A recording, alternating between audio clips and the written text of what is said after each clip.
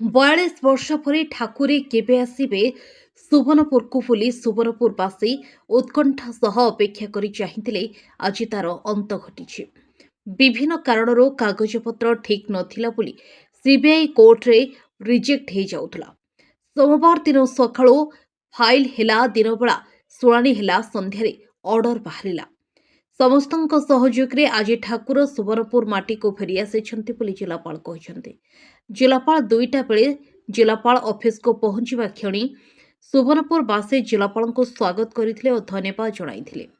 ଆଜି ସୁବର୍ଣ୍ଣପୁର ଜିଲ୍ଲାପାଳ ନୃପରାଜ ସାହୁଙ୍କ ପାଇଁ 42 ବର୍ଷ ପରେ ଠାକୁର ଆସିଛନ୍ତି ବୋଲି ସୋନପୁରବାସୀ ଧନ୍ୟବାଦ ଜଣାଉଛନ୍ତି। ସୋନପୁର ଗୁରୁଦେବ ମେହେରଙ୍କ ରିପୋର୍ଟ, ପବ୍ଲିକ ନ୍ୟୁଜ ଓଡ଼ିଆ। जिलावासी तरफ समस्त आम जी से विचारपति समस्त देखा करी आडभोकेट जो मैंने आमको साहय करते समस्त देखा करी। आप विश्वास करेंगे कि न्यायमूर्ति मैंने भी आम ईश्वर को सेठी मुंडिया मारी जे जिते सब कर्मचारी थे न्यायालय एपरिक आमको माने से माने 100 टंका देले जे भगवान काम आप लगे ये विश्वास एवं आस्था सोनपुर माटीर महकटा एवं ये आस्थाटा को आम से न्यायालय भितर निजे आम अनुभव करूँ। यहाँ गोटे सब बड़ आम बड़ सफलता एवं आस्थार कथा एवं विश्वास निश्चित भाव सोनपुर सब कथा आस्ते आस्ते निश्चित भाव सफल हम आम स्वप्न गुड़ाक साकार।